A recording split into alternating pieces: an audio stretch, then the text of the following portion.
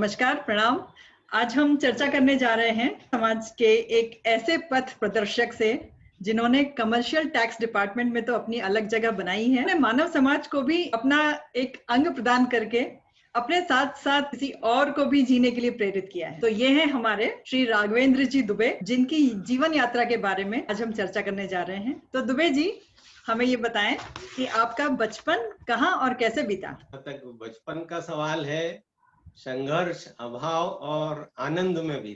हम लोग, हमारे फादर जो थे वो बहुत पहले हरदा से इंदौर आ गए थे सन 40 में, और मेरा जन्म तो हुआ सन 56 में। जैसा कि आर्थिक उतार चढ़ाव आते हैं, हमारी फैमिली में भी आए। हमारे ग्रैंडफादर तो मकड़ाई स्टेट में नायब दीवान, और जैसा कि हमारे पिताजी ने अपनी एक पुस्तक की भूमिका में लिखा है, संपन्नता की विपुलता ने उन्हें विपन्नता के धरातल पे लापट इसलिए एक दीवान के लड़के को भी नौकरी करने इंदौर आना पड़ा, और इंदौर में उन्हें आश्रय मिला हिंदी साहित्य समिति में। एक बड़ा सा क्वार्टर भी मिल, तो हम लोग वहीं रहने लगे। अरे बाबूजी के भांजे थे, तीजे मिला लें तो 20 से ऊपर संख्या हो जाती थी। तो सबको पढ़ने लिखने के लिए आना इंदौर आसान लगता था। तो हमारे घर को लोग गुरुकुल कहते थे, और हम लोग उस समय धर्मशाला थे क्योंकि उस क्षेत्र से ये जो विद्यार्थी हमारे घर रहते थे, इसके अलावा किसी को इलाज करवाना है, किसी को शादी ब्याह के दहेज के सामान लेना है, बर्तन लेना, कपड़े लेना है, वो सब बिल्कुल बेधड़क चले आते थे। और घर इतना भरा रहता था कि 23 साल की उम्र तक मैंने देखा कि हमारे घर में कभी ताला लगाने की नौबत नहीं। साहित्यिक संस्था है, वो एक अपने कर्मचारी को कितना वेतन दे सकती है ये तो सोच सकते हैं। अनुदान और दान पे तो संस्थाएं चलती थी, थोड़ी सी आर्थिक कठिनाई बनी रहती। हमने अपने बचपन में ही महसूस कर लिया, इसलिए जो हमको भी शौक तो होते थे कि हम सिनेमा देखें, बाजार में जाके लस्सी पिए या कुछ खाए पिए। उसमें हमारे जो पड़ोसी थे वो प्रेस के मैनेजर, उन्होंने हमको सुझाया कि प्रेस में कुछ काम ऐसे होते हैं जो कोई बच्चा भी कर सकता है। बड़ी सी प्रिंटिंग मशीन होती है जिसमें एक तरफ से जब अखबार का कागज डलता है तो दूसरी तरफ निकलता है वो कागज। वहाँ एक आदमी ऐसा लगता है जो उड़े, वो कागज इधर उधर न उड़े, उसको व्यवस्थित रूप से कर। 25 पैसे घंटा, कभी 40 पैसे घंटा, इस तरह हमको देते थे, और वो हमारा जेब खर्चा था वास्तव में, और उससे हम हमारे शौक। उस टाइम तो 25 पैसे भी बहुत अपने आप में मायने रखते थे, कल तो देखने को भी नहीं मिलता है हमको। मायने रखते थे। मिल्की जैसे टिकट थी, और गन्ने का रस 15 पैसे में आ जाता। तो हमारे लिए तो रुपया जो मिल जाए वो ऐश का सामान जाता था। तो वही, और पास की सरकारी इसमें हम लोगों को दाखिला दिलवा दिया गया था। टाट पट्टी भी बच्चों को अपनी उठा के लाना पड़ती थी स्टोर रूम में। सारी लोगों के टीचर उसमें बहुत काबिल और बहुत अच्छे करते थे। सही बात। चूंकि हिंदी समिति में था और आर्ट से ज्यादा झुकाव था, तो कॉलेज में आके फिर बजाय साइंस के फिर से मैंने आर्ट्स ले लिया। हालांकि उस सबने मुझे टोका कि आर्ट्स वार्ट्स में कोई स्कोप नहीं है और कोई नौकरी वोकरी नहीं मिलेगी, कुछ नहीं होगा, तो तुम साइंस क्यों नहीं पढ़ते हो। पर चूंकि अंदर साइंस में मन नहीं लगता, तो फिर आर्ट्स हमने बीए में ले लिया। उसी में एक इकोनॉमिक्स भी रहा। और कॉलेज तो कॉलेज एक तो सरकारी थी, और दूसरे उसे पुअर बॉयज के लिए फीस माफी का भी प्रावधान था, और एक लाइब्रेरी भी होती थी जहाँ अलग से बुक्स मिल जाए, भी फायदा मिला था। तो कभी नई बुक्स खरीद के हम लोग नहीं पढ़े, तो खजूरी बाजार जो पुरानी पुस्तकें मिली है वो ले आते थे। और कॉलेज में तो उधर से मैं इकोनॉमिक में किया। फिर आपकी कमिश्नर तक की यात्रा कैसी रही? कॉलेज में हमने एमए किया, तो तब तो एक ही उद्देश्य था कि किसी भी तरह से कोई भी नौकरी लग जाए। इधर उधर प्रयास करना शुरू किया। उसी बीच हमारा जो एक मित्र था उससे बहुत जोर देता था कि पीएससी में न, पर धारणा ये बनी हुई थी कि बिना सिफारिश और पैसे के तो नहीं, और हमारे पास तो दो नहीं है, तो होगा या नहीं होगा। फिर भी मैं एक दृढ़ निश्चय कर पीएससी में बैठ, और जब पीएससी के पेपर मेरे बहुत आ गए, धीरे धीरे विश्वास बनने लगा। पीएससी की एग्जाम ने और उसके परिणाम ने, इसे बहुत लंबा समय लगा। इस बीच दूसरी जगह तलाश शुरू हुई। एक जागरण पर निकलता था, उसमें काम करने रोज रात को जाते थे, 1 बजे तक जब पेपर निकलता था। इसी बीच क्योंकि इतना सा वातावरण हिंदी साहित्य समिति का था, तो मन में बड़ी इच्छा थी ये सब छोड़ के अब तो पत्रकार बनना। बीच टाइम्स ऑफ इंडिया ग्रुप से एक ट्रेनी जर्नलिस्ट होते उस समय, उसकी डिमांड निकली और उन्होंने एक 300 पेज का निबंध मांगो। वो 300 पेज का निबंध मैंने लिख के भेजा। एमपी से जो 3 लड़के उस इंटरव्यू के लिए चुने गए, उसमें मेरा भी नंबर। इंटरव्यू देने तो चले गए, क्योंकि वहां जब उन्हें देखा कि जो लड़के आए चंडीगढ़, दिल्ली, धड़ाके से अंग्रेजी बोलने वाले, और उनका एक्सपोर्ट बहुत ज्यादा, जो एक उसमें इंदौर भी छोटा शहर था और जैसा वातावरण था, वो बनने की इच्छा अधूरी है। वो होता है, अब जिंदगी को दूसरी को ले जाना था। तो उसके बाद फिर जब बीएससी रिजल्ट उसमें सिलेक्शन हो गया, तो फिर इधर झुकाव हो गया। हालांकि वो रेट आने, ऑर्डर आने में भी एक लंबा। और एक बात आपको, ये जो मेरा सिलेक्शन हुआ, रिजल्ट आया, तो मुझसे पहले जो श्रीधर मुंशी हैं, उन्होंने मेरे पिताजी को खबर दे दी थी। मैं बोर्ड पे देख के आया, उसके पहले मेरे घर ये खबर आ गई कि उस टैक्स विभाग का कोई प्रकरण जो आपको आत्मसम्मान से भर देता हो, ऐसा कोई प्रकरण हो तो बताएं हमें। टैक्स विभाग में ऐसे ही मौके आते हैं। हमारा क्या है कि कुछ काम वो सेमी जुडिशियल है, जो हम वहां बैठ के असेसमेंट करते हैं, फैसले करते हैं, अपील करते हैं। और कुछ काम बिल्कुल पुलिसिया टाइप का होता है, जिसमें हम लोग पे मारते हैं। तो जब उस विंग में पोस्ट हो जाती है, तो फिर वो काम छापे मारने का हो जाता। तो एक जगह हम गए, वो एक समुदाय वेश का मोहल्ला था, बड़ा व्यापारी था, वो काफी बड़ा घर था, और चूंकि रिकॉर्ड में ही रखे जाते हैं, खबर थी, तो उसके घर भी आना जरूरी था। तो एक लंबी चौड़ी टीम के वहां गए, उन्होंने हलवा दिया कि हमारी धार्मिक पुस्तक इन लोगों ने फेंक दी। तो वो पूरा मोहल्ला जमा हो गया और वातावरण हो गया। ऐसा मन में भय लगा कि ये तो सांप्रदायिक रंग लेता जा रहा है, फिर अब कैसे निपटा जाए। उसमें धीरे से हमने एक आदमी को तो आने की ओर रवाना और उनसे ये पूछा, आपके घर में सबसे बुजुर्ग सज्जन कौन? उनके पास गया और उनसे कहा कि आपकी वो धार्मिक पुस्तक कहाँ रखी है, मुझे वहां ले चलो। अब किसी ने फेंकी थी नहीं, रखी तो वहीं थी। धीरे धीरे जब उनसे बात करी, उनके जो जितना भी हम उस समय मुस्लिम धर्म के बारे में जानते थे, कुछ ऐसी बातें शुरू करी। उस आदमी को समझ में आया कि ये लोग से नहीं है और इनकी सरकारी काम ड्यूटी है। वातावरण कुछ सुधरा और छापा वहां तो उतना असल नहीं हो पाया, पर दूसरी तरह से हमने फिर दूसरी स्टेट जानकारी ला के उस व्यापारी को घेरा। कुछ देर के लिए तो लगने लगा था कि पत्नी आज वहां से पिट के आएंगे, क्या होगा, और ईश्वर की कृपा से आई हुआ। ऐसे ही जब ग्वालियर डिवीजन में मेरी ग्वालियर डिवीजन इस मामले में बड़ा खतरनाक माना जाता था। तो स्टाफ भी ऐसा है, बार भी ऐसा है, और वहाँ कैसे काम कर पाएंगे। और मुझे इंडिपेंडेंट पहला सर्कल चार्ज शिवपुरी दिया गया। शिवपुरी सर्कल पहले से ही काफी बदनाम, और मैं जब पहुंचा, जो उस समय स्टो थे, उनके खिलाफ ऑफिस के बाहर टेंट लगा के हड़ताल करके स्टाफ बैठा हुआ। ऐसा वातावरण में 25 साल के लड़के का सबसे चार्ज मिलना फर्क है। हमने कहा जो है, अब जब पानी में कूद पड़े हैं, नहाना तो है ही, तैयार तो है ही, करना शुरू किया। विभागीय गुरुओं ने बताया कि जब आप पास कलम है तो आपको जवान जाने की जरूरत पड़ना। चुपचाप मैंने अपना काम शुरू कर, धीरे धीरे वातावरण बदलने। हालांकि शिवरी तो शिवरी था, वहाँ हम रजिस्ट्रेशन दिया करते, तो जो आता उससे भी पूछते थे कि आपकी पुरानी हिस्ट्री क्या है, आप करते थे, ताकि ये पता लगे कि उनका कोई व्यापार तो नहीं जो पहले गड़बड़ है जिस पे बकाया। एक व्यक्ति ऐसा आया, जब उससे मैंने पूछा पहले करते थे, तो वो बोला मैं तो डाकू और अब सरेंडर करता हूँ। फिर मन में थोड़ा सा भय लगा, उससे तो कुछ नहीं कहा। वो लिखा पढ़े में उसका भी हमने किसी तरह से रिजेक्ट किया। थोड़ी न सकता रहा कि पता नहीं है क्या दोबारा घर में बंदूक लेके ना आ जाए। हालांकि शिवपुरी ग्वालियर में बंदूक लेके चलना ऐसा है कि भले ही घर में आने को ना हो, पर बंदूक टांग के जरूर चले। और फिर वैसा हुआ है। ऐसे ही यूपी से फिर ग्वालियर ट्रांसफर हो गया। ग्वालियर में भी वातावरण कुछ ऐसे ही भय का बना के रखा जाता है, ऐसा होता नहीं, वहाँ लोग वहाँ भी बहुत अच्छे हैं। और जब आप नए ज्वाइन होते हैं तो ये आपको गाँव में लाने का प्रयास किया जाए। जैसे मैंने सोचा हमारे यहाँ रीडर बड़ा महत्वपूर्ण पद होता है, कोर्ट में भी और हमारे यहाँ भी, कि अपने ये रीडर वर्षों से जमे हुए हैं, इनको मतलब ये उनको लगी पुराने रीड थे, तो वो शाम को मेरे साथ बोले कि अगर आप कल दफतर आएंगे तो गोली चल जाएगी। घर वाले भी डर गए कि मैं कहा कुछ नहीं चलेगी, और गोली भी चलेगी कम से कम किसी को कंपा नियुक्ति तो मिल जाएगी घर में से, इसलिए चिंता क्यों करें। हालांकि वो केवल मुंह जवानी, और मेरा ग्वालियर डिवीजन कार्यकाल जो सबसे क्रिटिकल माना जाता है, मैं समझता हूँ काफी अच्छा बीता,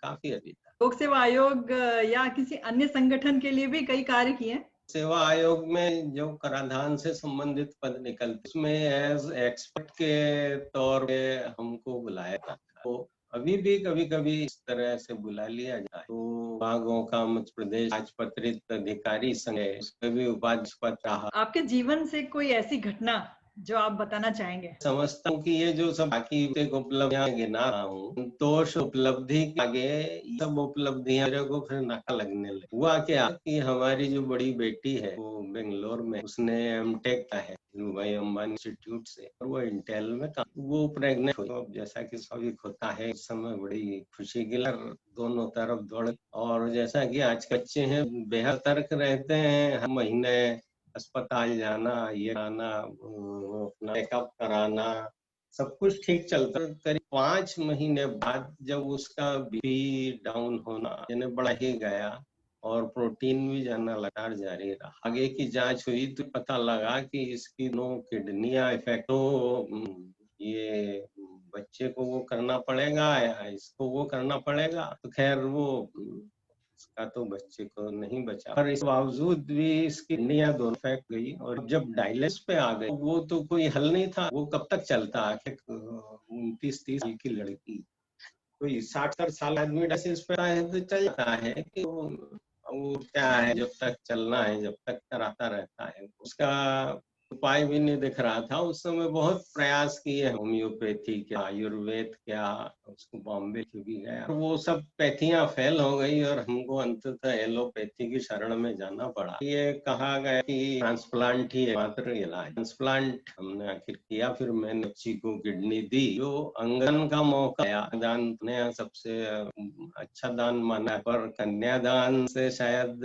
इसको संतुष्टि नहीं थी, तो अंगदान भी देना। और उसके बाद जो हाँ ऐसा लगा कि मेरी जीवन उपलब्धि तो यही थी, बाकी सब तो कार था। ये एक सी घटना है जो, हाँ नहीं, वो समय और परिस्थिति ऐसी आ जाती है। उस क्षेत्र में भी मैं काम करने लगा, जैसे आपने पूछा कि अन्य संगठन, तो ये अंगदान से जो कुछ संगठन है इसमें भी जाने लगा। और जब उसकी डायलिसिस चलती थी, तब हमने ये देखा कि कुछ बहुत कम उम्र के बच्चों की भी डायलिसिस की स्थिति आ जाती है, और उसमें वो डिप्रेशन में आ जाते। लोगों की काउंसलिंग शुरू की, मैं उनके पास जाता था, उनको अपनी बेटी का किस्सा बताता था। इस मामले में मेरी बेटी की मैं तारीफ करना चाहूंगा कि सबके बावजूद भी वो डिप्रेस नहीं, यानी आप सोचिए 8 से 4 तक वो इंटेल में ड्यूटी करने के बाद डायलिसिस कराती थी, जो 4 घंटे, और फिर लौट के घर। इससे मुझे मिला कि जब ये अपनी इतनी हिम्मत रख सकती है तो दूसरे बच्चों में भी हिम्मत आना चाहिए। तो फिर ये हम भी शुरू की, ट्रांसप्लांट की स्थिति आई तो देखा कि लोग ऐसे होते हैं जो डायलिसिस भी नहीं करा पाते, यानी आर्थिक बहुत खर्चे काम है। सही बात। तो मैंने अपने नेफ्रोलॉजिस्ट से कहा कि अगर आपको ऐसा लगता है कि कोई वास्तव में ऐसा नीडी पर्सन है, आप उसको मेरा भेज, कभी भेजते हैं, और जो यथासंभव मदद हुई है उनकी मैं अभी भी करता रहता हूँ। किडनी दान करने के बाद में कुछ सावधानियां बरतनी पड़ती हैं? सावधानी तो बरतनी पड़ी है। ईश्वर ने जो भी 2-2 चीज दी है बहुत सोच समझ के दी है। 2 आंखें, 2 कान, भार, एक भी कम हो जाता है तो आदमी का काम तो चलता रहे, पर कुछ फर्क तो आता है। क्योंकि डोनर के लिए क्या है कि उधर ऑपरेशन हुआ है, 2 इंच का चीरा मुझे लगा है, तो एक आपकी मूवमेंट में, गतिविधि में थोड़ा इससे कमी आ जाती है। आपको खाने पीने में कहीं इन्फेक्शन न हो, उस एक किडनी जो बची है उसमें कहीं पत न हो जाए, इस तरह की सावधानियां करना पड़ती है। तो उसके कारण कुछ वर्ष ऐसे मेरा मूवमेंट भी कम हो गया, और मैं गाड़ी चलाना फिर थोड़े दिन बंद रखा। हालांकि कुछ लोग उस समय ये समझने लगे कि मैं सबसे कट गया हूँ समाज से, पर वो ऐसा नहीं था, वो परिस्थिति थी। खैर अब सब कुछ ठीक है, ऐसी कोई तकलीफ नहीं है। एक किडनी पे बहुत से आदमी चलते हैं, तो फर्क ये हो जाता है कि जिसकी पैदाइशी एक किडनी होती है वो तो शरीर शुरू से एडजस्ट कर लेता है। नहीं। और एक दिन जब अचानक आपकी एक किडनी निकाल दी जाती है तो वो शरीर एडजस्ट करने में थोड़ा टाइम लगा। अब सब कुछ सामान्य, सब कुछ खाते पीते हैं, सावधानियां जरूर रखते हैं, कुछ दवाइयां लेते रहते हैं और बाकी सब बढ़िया चल रहा है। बेटी भी बढ़िया, मैं भी बढ़िया, ये बड़ा संतोष है। ये बहुत बड़ी बात है। दान करना मतलब अपने शरीर का कोई अंग दान करना एक अलग उसके लिए लगती है। मृत्यु के उपरांत दान करेंगे, किसके काम आएंगे न आएंगे, काम के रहेंगे न रहेंगे, ट्रांसप्लांट होगा वो क्या होगा, और जीते जी अगर आप कुछ करते हैं और सामने वाले को अच्छा देखते हैं तो एक अलग संतुष्टि भाव आप में आता है। तो वो हमारे आया और आज भी बना हुआ है। हम अपने को सौभाग्यशाली समझते हैं, ईश्वर ने हमको ऐसा मौका दिया। आप अपने समाज के लोगों को बताना चाहेंगे क्या कि अंगदान करने से क्या लाभ होता है और उसकी प्रक्रिया क्या होती का है? लाभ यही है कि किसी का जीवन बचता है, तो आप किसी को जीवन देते हैं तो इसका लाभ तो कोई हो ही सकता। सही बात। हाँ, जहाँ तक इसकी प्रक्रिया का सवाल है, ये बहुत कठिन प्रक्रिया है। इसकी कठिन प्रक्रिया इतनी लंबी है कि उसमें बड़ी परेशानी होती है। अस्पताल जब सबसे पहले ले गए, केवल बॉम्बे हॉस्पिटल और किडनी का ट्रांसप्लांट होता, किसी ने कहा बॉम्बे हॉस्पिटल जाती। वहाँ हमें लग रहा था कि बाप को ही जब बेटी किडनी देना है तो कुछ नहीं है, बहुत आसान होगा, जाएंगे कहेंगे, वो सब ऑपरेशन की डेट आएगी, किडनी दे देंगे। पर नहीं, ऐसा नहीं। उन्होंने कहा कि ये इतना आसान नहीं है, पहले हमारे कोऑर्डिनेटर की पोस्ट ही है इस तरह के अस्पतालों में। वो कोऑर्डिनेटर ने हमसे दुनिया भर के कागजात मांगे, अपने फैमिली के शपथ पत्र, नेफ्रोलॉजिस्ट लेटर मांगा, फिर वो या फिर उन्होंने कहा आप मेडिकली फिट है कि, तो फिर नेफ्रोलॉजिस्ट पास गए, फिर उन्होंने करीब 25 टेस्ट लिखे। ऐसी ऐसी आज हो गई मेरी, मैंने अभी नाम नहीं सकती। न्यूक्लियर मेडिसिन कोई डिपार्टमेंट होता है, वो आपको ब्लूटीन वगैरह की मशीन होती है, उसमें बंद करते हैं और एक चिप डालते हैं, आपके पूरे शरीर में घूमती है, जा करती है, वो देखती है कि आप फिट कि नहीं। तो ये सब प्रक्रिया, और उसके बाद फिर 2 कमेटी होती है। तो हॉस्पिटल की कमेटी होती है, तो आपका आपके परिवार इंटरव्यू लेते हैं, आपकी पत्नी को, आपके बच्चों को, सबको बैठाया। और कुछ सवाल तो वास्तव में विचलित कर देने वाले होते हैं। जैसे मेरी पत्नी से उनने पूछा, ये किडनी दे रहे हैं और अगर इनको कुछ किया तो आप परिवार चला पाए? किसी पत्नी के लिए ये सवाल वास्तव में बड़ा विचलित कर देने वाला हो। मेरी पत्नी ने बड़ा बोल्डली उसको फेस किया और अपनी स्वीकृति दी और इस तरह आगे बढ़े। अच्छा, जांच में भी मैं बताऊं कि जबकि मैं सुपर क्लास 1 ऑफिसर था, नौकरी कर रहा, इसके बावजूद उसमें एक प्रक्रिया है कि आपको मनोचिकित्सा का भी सर्टिफिकेट लगेगा। मैंने कहा ये क्यों लगेगा? तो बोले आप किसी मानसिक दवाओं में या कोई, या तो ये काम नहीं कर रहे, तो वो करना पड़ा। फिर एक गवर्नमेंट की कमेटी होती है जिसमें कलेक्टर होते हैं और कुछ वो मेडिकल कॉलेज के डीन वगैरह होते हैं। हाँ, एक्टिंग हुई, मुझे बुलाया गया, फिर वहाँ भी सवाल जवाब हुए। फिर एक डॉक्टर ने कहा कि दुबे जी, आप मालूम है आपकी एक ही किडनी रह जाएगी, तो कोई आपको परेशानी हो सकती, आप एक किडनी क्या अगर 2 भी देना होती दे देता। क्या होती, आदमी को थक देती, अच्छा भी होता है। और ये तो वास्तव में इसका कारण जो मुझे समझ में आया कि पहले ट्रांसप्लांट वगैरह बहुत आसान था। 95 में एक ऑर्गन ट्रांसप्लांट एक्ट बनाया, इसमें इस तरह के जो ये किडनी के रैकेट और ये सब सुनने में आते हैं, इनको रोकने लिए वो एक्ट बनाया गया और इस तरह के कई बंधन उसमें डाले। इसके कारण जो सही डॉक्टर है वो भी डरने लगा, सही अस्पताल भी डरने लगा। तो वो ये सब आपको फॉर्मेलिटी में, इस फॉर्मेलिटी में हमको 2 महीने लग गए। 2 महीने आके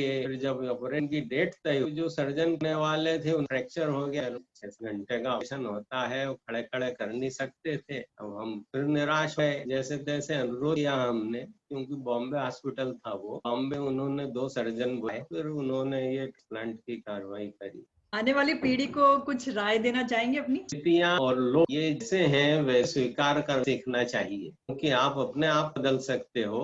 हर समय परिस्थितियां आपके से टकने वाले लोगों को नहीं बदल सकती। दृढ़ता और नम्रता, ये 2 ऐसे गुण होते हैं कि अगर आप बना रखेंगे तो आपको नौकरी में कहीं दिक्कत नहीं होगी। सामर्थ्य आपका पैसा या आपकी सिफारिश या आपका और कुछ नहीं होता। आशा सबसे बड़ी शर्त होती है।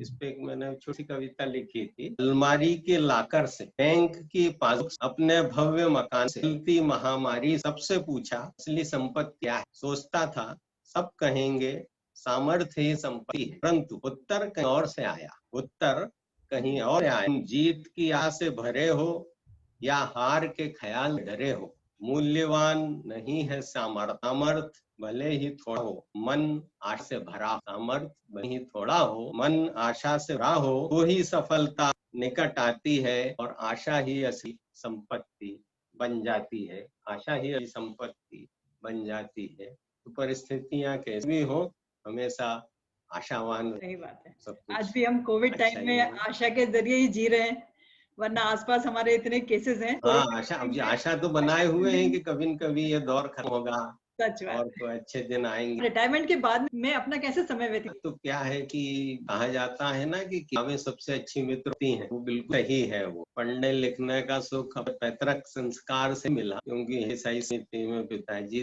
कर बहुत अच्छा लगा। आपके जीवन से जुड़े इतने सारे पहलुओं को जानकर हमारे समाज के सभी सदस्य बहुत प्रेरणा लेंगे। बहुत धन्यवाद। आभार आपका, आपने याद किया और हमको लायक समझा। बहुत और समाज के लोगों से भी मेरा ये अनुरोध है कि मैं जो काम कर रहा हूँ, अगर उससे भी कोई परेशानी किसी को आती है, जैसे कोई युवा की डायलिसिस चल रही हो या किसी को पीएससी इंटरव्यू वगैरह आ गया हो, इस तरह कोई मदद मुझसे चाहते हैं तो मैं करने के लिए हमेशा तैयार हूँ, वो मुझसे संपर्क कर सकते। धन्यवाद।